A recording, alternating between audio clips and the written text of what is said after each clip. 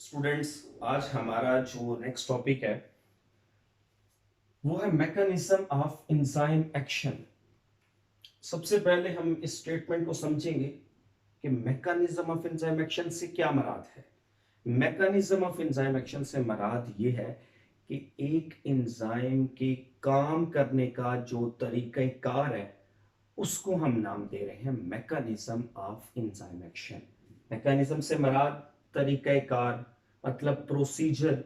और आप लोग को पता है कि एंजाइम का काम क्या होता है कि उसने लिविंग ऑर्गेनिज्म की बॉडी के अंदर रिएक्टेंट को प्रोडक्ट के अंदर कन्वर्ट करना होता है। हमने इसको बायोकैटालिस्ट का नाम भी दिया था एंजाइम को प्रीवियस लेक्चर्स के अंदर, जिसको हम बायोलॉजिकल कैटालिस्ट भी कहते हैं कि जो लिविंग ऑर्गेनिज्म की बॉडी के अंदर रिएक्टेंट को प्रोडक्ट में कन्वर्ट करता है और eight the end of the chemical reaction हमें वैसे का वैसा ही मिल जाता है।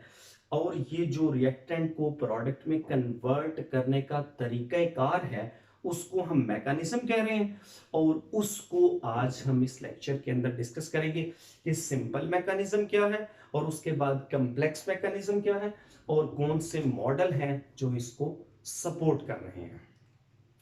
अब सबसे पहले हम सिंपल मैकेनिज्म को डिस्कस करेंगे कि जिसके अंदर एक एंजाइम सबस्ट्रेट को प्रोडक्ट के अंदर कन्वर्ट कर रहा है एक सिंपल मेथड के थ्रू। वो क्या है?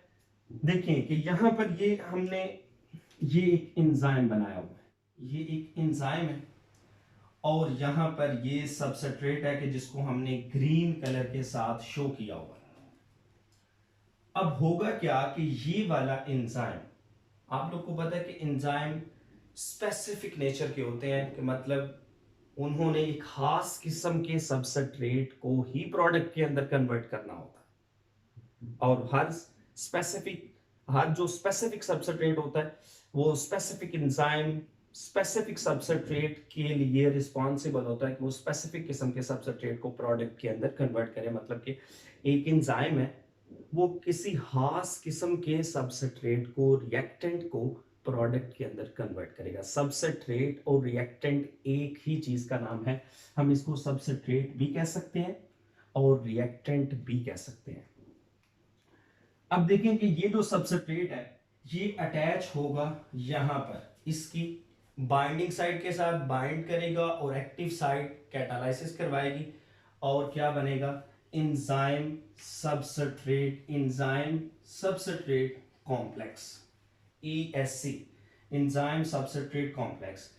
अब ये जो एंजाइम सबस्ट्रेट कॉम्प्लेक्स है फिर जब कैटालाइसिस होगी इसकी एक्टिव साइट पर तो वो क्या करेगा कि इसकी कैटालिटिक साइट पर जब कैटालाइसिस होगी तो ये जो एंजाइम है इस वाले सबस्ट्रेट को प्रोडक्ट के अंदर कन्वर्ट कर देगा। ये प्रोडक्ट बन गए जिसको हमने रेड कलर से शो किया और ये हमें एंजाइम वैसे का वैसा ही at the end of chemical reaction मिल गया और ये दोबारा इस तरह के सबस्ट्रेट को प्रोडक्ट के अंदर कन्वर्ट करेगा। ये था एक सिंपल मैकेनिज्म कि जिसके अंदर एक सबस्ट्रेट एंजाइम के साथ बाइंड हुआ है, उसके बाद उसकी कैटालिटिक साइट ने उसको कैटालाइज किए और उसको प्रोडक्ट के अंदर कन्वर्ट कर दिया। एक सिंपल मैकेनिज्म है। अब आगे आ जाए कम्प्लेक्स मैकेनिज्म के ऊपर। अब देखिए अगर हम लिविंग ऑर्गेनिज्म की बॉडी को देखें तो लिविंग ऑर्गेनिज्म की बॉडी सिंपल बॉडी नहीं है बल्कि वो एक कम्प्लेक्स किस्म की बॉडी है और उसके अंदर बड़े कम्प्लेक्स केमिकल रिएक्शंस हो रहे होते हैं। आपने जैसा कि ग्लाइकोलाइसिस को पढ़ा तो आपने देखा होगा ग्लाइकोलाइसिस के अंदर कोई एक स्टेप नहीं होता बल्कि काफी ज्यादा स्टेप हो रहे होते हैं और उसमें डिफरेंट एंजाइम्स इन्वॉल्व हो रही होती है। और इसी तरह अगर हम, ये तो साइक्लिक मैनर में है ना, यानी कि सॉरी चेन मैनर में है। और अगर हम साइक्लिक मैनर की बात करें, साइक्लिक फॉर्म में जो ये डिफरेंट मैकेनिज्म हो रहे हैं, डिफरेंट एंजाइम्स के थ्रू ये रिएक्शंस हो रहे होते हैं, तो उसके अंदर क्रेब्स साइकिल आ जाता है, कैल्विन साइकिल आ जाता है कि जिसके अंदर नंबर ऑफ एंजाइम्स जो है वो इन्वॉल्व होकर तो रिएक्टेंट को प्रोडक्ट के अंदर कन्वर्ट कर रहे होते हैं। क्योंकि लिविंग ऑर्गेनिज्म की बॉडी सिंपल नहीं है लिहाजा इसकी बॉडी के अंदर सिंपल रिएक्शन नहीं हो रहे होते बल्कि कम्प्लेक्स फॉर्म में रिएक्शन हो रहे होते हैं। और वो कम्प्लेक्स फॉर्म में रिएक्शन चेन की फॉर्म में भी हो रहे होते हैं जैसा कि ग्लाइकोलाइसिस है और साइक्लिक मैनर में भी हो रही होती हैं, जैसा कि क्रेब्स साइकिल है, केल्विन साइकिल है, ठीक है। अब हम वो कम्प्लेक्स फॉर्म में जो एक चेन फॉर्म में रिएक्शन है उसकी एग्जांपल को लेके यहाँ पर हम उसको समझेंगे, जो कम्प्लेक्स मैकेनिज्म होते हैं, जो कम्प्लेक्स रिएक्शन हो रहे होते हैं। अब देखें कि यहाँ पर सबसे पहले हमारे पास ये एक सबस्ट्रेट समझ लें कि ये एक सबस्ट्रेट है हमारे पास, ठीक है।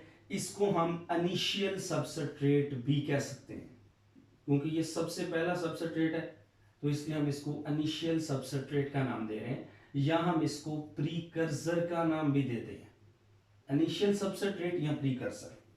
अब क्या होगा कि यहां पर ये जो ए सबस्ट्रेट है, ये एक सबस्ट्रेट है, यहां पर एंजाइम नंबर 1 आएगा, ये इस वाले सबस्ट्रेट को लेकर किस में कन्वर्ट कर देगा, बी के अंदर। इस वाले एंजाइम के लिए ये ए सबस्ट्रेट है, जबकि ये जो बी है ये इसका प्रोडक्ट है, एंजाइम नंबर 1 का ये बी प्रोडक्ट है। लेकिन आगे हमने देखना है कि इसके अंदर एक और एंजाइम इन्वॉल्व हो रहा है कि जो इस वाले एंजाइम का जो प्रोडक्ट है, एंजाइम नंबर 1 का जो प्रोडक्ट है, एंजाइम नंबर 2 के लिए वो क्या एक्ट कर रहा है, रिएक्टेंट के तौर पर। अब ये जो एंजाइम नंबर 2 है इसको कन्वर्ट कर देगा सी के अंदर। अब ये जो एंजाइम नंबर 2 है इसके लिए ये क्या है, सी वाला, सी जो है वो एक प्रोडक्ट है एंजाइम 2 के लिए, जबकि बी जो कि एंजाइम 1 का प्रोडक्ट है वो इसके लिए एक सबस्ट्रेट है। अब इसके अंदर एक और एंजाइम इन्वॉल्व होगा कि जो इस वाले इसके प्रोडक्ट को, एंजाइम 2 का जो प्रोडक्ट है उसको कन्वर्ट कर देगा डी के अंदर। सी को डी के अंदर कन्वर्ट कौन करेगा, एंजाइम नंबर 3। और एंजाइम नंबर 3 के लिए जो सी है वो रिएक्टेंट है, जबकि जो डी है वो प्रोडक्ट है। अब इसी तरह एक और एंजाइम आ गया, एंजाइम नंबर 4। अब ये जो एंजाइम है इसके लिए ये जो डी है ये एक रिएक्टेंट है, और ये इस डी को किस में कन्वर्ट कर देगा, ई के अंदर। मतलब कि नंबर ऑफ एंजाइम्स जो है वो इन्वॉल्व हो रहे हैं एक चेन फॉर्म के मैकेनिज्म के अंदर, कि वो रिएक्टेंट को प्रोडक्ट में कन्वर्ट कर रहे हैं। यहां पर इसको आपने जरा ध्यान से समझना है कि एंजाइम नंबर 1 के लिए जो ए है वो क्या है, रिएक्टेंट, और एंजाइम नंबर 1 ने इस ए रिएक्टेंट को प्रोडक्ट बी के अंदर कन्वर्ट किया। अब ये जो बी है यहां पर एक और एंजाइम इन्वॉल्व हो रहा है, और वो क्या कर रहा है कि इसके लिए एंजाइम नंबर 2 के लिए जो बी है जो कि एंजाइम 1 का प्रोडक्ट है, ये इसको किस में कन्वर्ट कर रहा है, सी के अंदर। कौन कर रहा है, एंजाइम नंबर 2। फिर एंजाइम नंबर एक और एंजाइम इन्वॉल्व हो रहा है, जिस तरह आप ग्लाइकोलाइसिस के अंदर देखिए ना, तो उसके अंदर नंबर ऑफ एंजाइम्स इन्वॉल्व हो रहे होते हैं, ठीक है ना। तो ये जो है इसके लिए सी क्या है, ये सी एक इसके लिए रिएक्टेंट है, ठीक है, और एंजाइम नंबर 2 का ये प्रोडक्ट है। देखें ना कि ये इधर से इस तरफ आ रहा है, ठीक है। उसके बाद ये जो एंजाइम नंबर 4 है इसके लिए ये ई प्रोडक्ट है, और ये जो डी है ये रिएक्टेंट है, ठीक है। अब देखें कि ये जो है ई जो है ये फाइनल प्रोडक्ट है, इसको हम क्या नाम दे रहे हैं, फाइनल प्रोडक्ट का, ठीक है, या हम इसको एंड प्रोडक्ट भी कहते हैं, फाइनल प्रोडक्ट या एंड प्रोडक्ट। अब होता क्या है कि अब देखें कि इसको हम इनिशियल सबस्ट्रेट या प्रीकर्सर का नाम दे रहे हैं, और लास्ट वाले को हम फाइनल प्रोडक्ट या एंड प्रोडक्ट का नाम दे रहे हैं, और ये जो दरमियान में 3 है इनको हम क्या नाम दे रहे हैं, बी सी और डी को इंटरमीडिएट सब्सटेंसेस, इनको हम नाम देते हैं इंटरमीडिएट सब्सटेंसेस।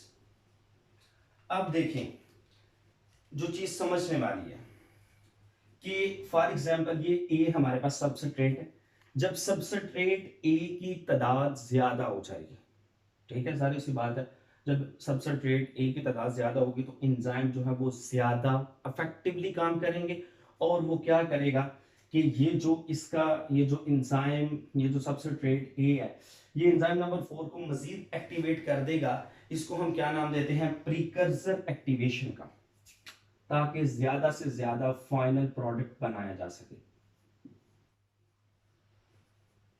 प्रीकर्सर एक्टिवेशन का।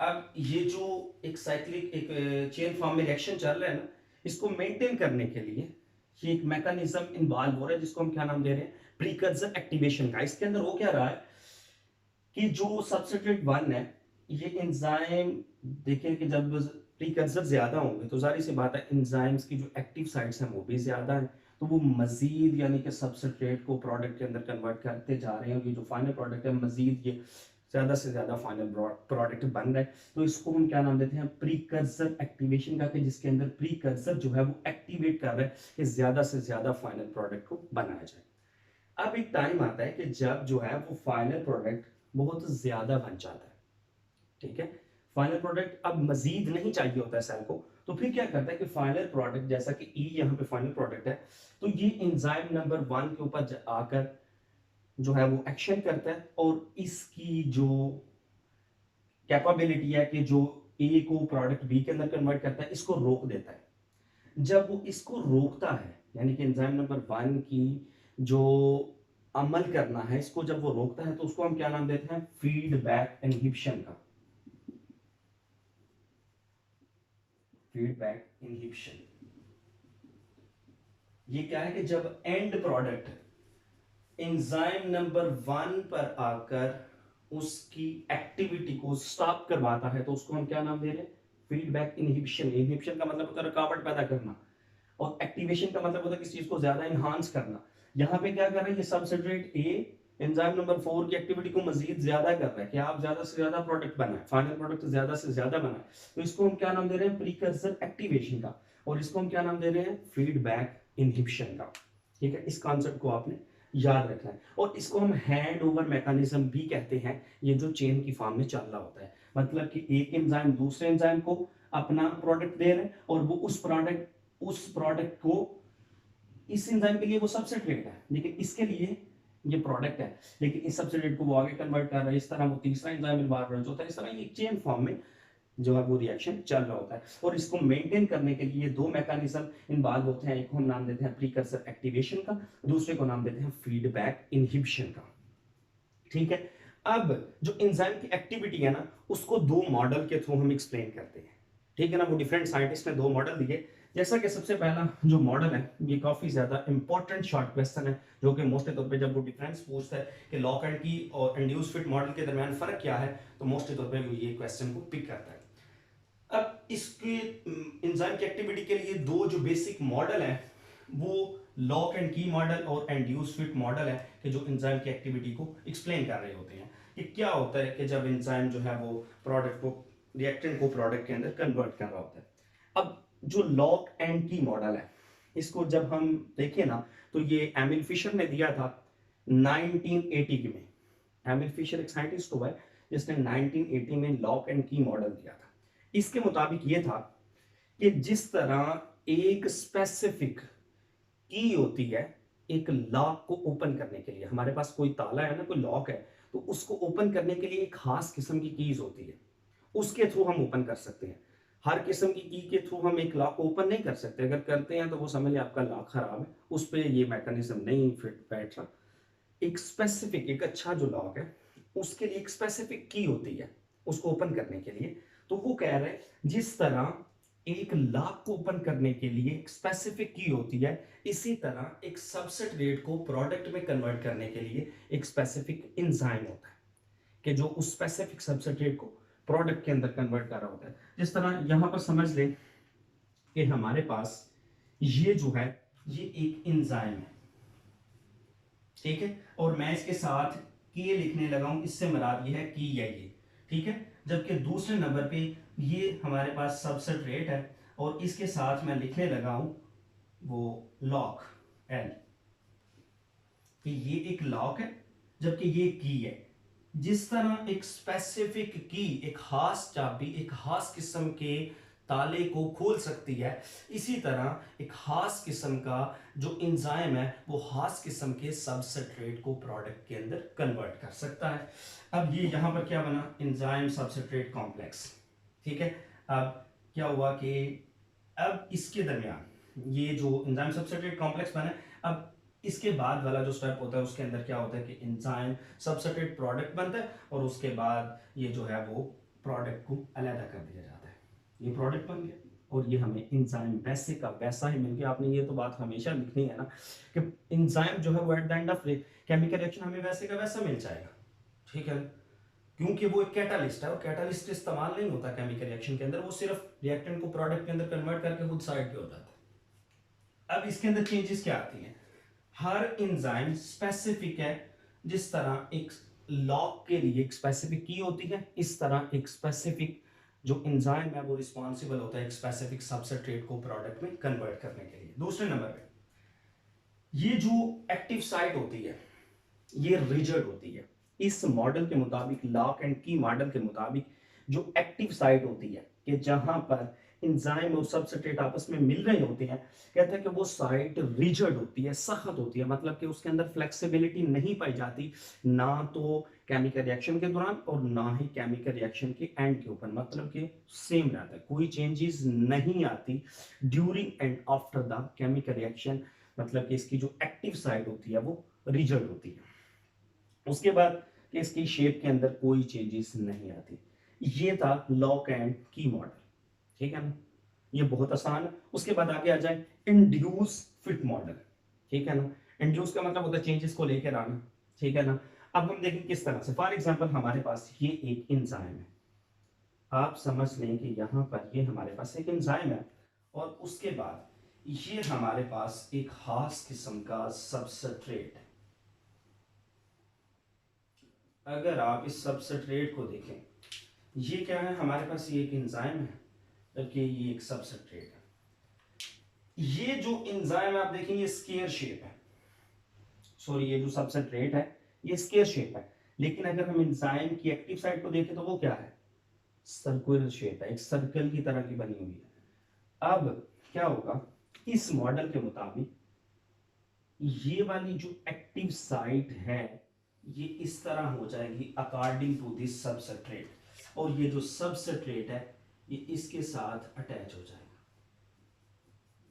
मतलब कि ये जो सबस्ट्रेट है ये पहले इस एक्टिव साइट के साथ आकर अटैच होगा और फिर इसकी जो ये वाली एक्टिव साइट है ये उस सबस्ट्रेट के मुताबिक हो जाएगी, मतलब कि इसके अंदर चेंजेस आती हैं एंजाइम के अंदर ड्यूरिंग द केमिकल रिएक्शन, और उन चेंजेस की वजह से एंजाइम जो है वो बड़ा इफेक्टिवली, बड़े अच्छे तरीके से परफॉर्म करता है और इस सबस्ट्रेट को प्रोडक्ट के अंदर कन्वर्ट कर देता है, और eight the end of chemical reaction हमें वैसे का वो वैसे ही मिल जाता है। ये समझ लिए प्रोडक्ट के अंदर कन्वर्ट हो गया,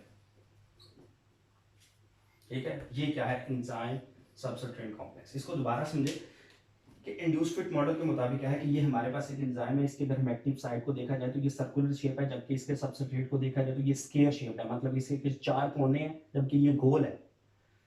ये जो है सबस्ट्रेट जब इसकी यहाँ पर इस साइड पे अटैच होगा आकर, तो इसकी ये जो साइट है एक्टिव साइट ये इस सबस्ट्रेट के मुताबिक हो जाएगी, मतलब इसके अंदर चेंजेस आएंगी, और इन चेंजेस को हम क्या नाम देते हैं, इंडक्शन का।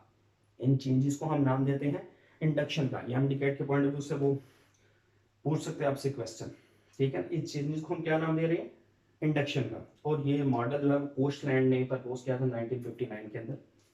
उसके बाद मतलब कि जब इसके अंदर चेंजेस आ रही हैं तो इसका क्या मतलब है कि एक्टिव साइट रिजिड नहीं है according to induce fit model, ठीक है ना, मतलब कि फ्लेक्सिबल एक्टिव साइट, मतलब कि इसकी जो एक्टिव साइट है वो क्या है, फ्लेक्सिबल है।